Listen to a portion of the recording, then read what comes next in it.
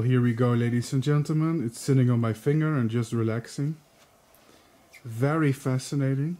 Moths from the genus Epiphora are ones that I've always wanted to see in the wild, so that's another moth that can go off my wish list.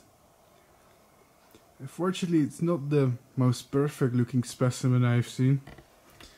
Appears to be several chips missing from the wing.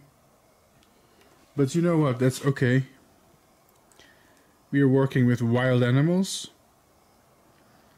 And we cannot expect animals in the wild to be perfect all the time. They don't come from a factory, so to speak.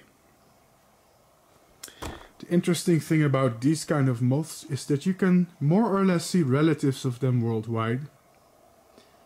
For example, those who live in North America will be familiar with the robin moth, the genus Hyalophora, which are a direct relative of this moth here on my finger.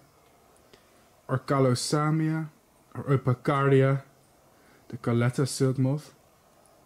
Or for the viewers in Asia, you're probably familiar with the genus Attacus, the atlas moths. Or Samia, which are also direct relatives of the moth here on my finger. So if you think about it, you may even go as far as look at the genus Rothschildia in South America, which are a distant relative. And this is the African equivalent of the Atassini. I think that's the tribe of silk moth they belong to, which are allied to atlas moths and other relatives. And you can see the striking similarity. Some people call them white-ringed atlas moths or African atlas moths. They don't really have an official common name, but I'm really glad to find it. The caterpillars usually feed on Rutacea, like members of the citrus family, or Rhamnacea. There you go. Very nice. You can see like it has false snake heads on its wingtips and transparent crescents on its wings. And the fact that we found this one may mean that perhaps we may find more of them. So that's cool.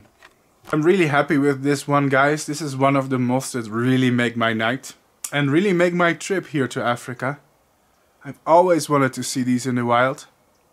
Hopefully we can investigate these species a little bit further.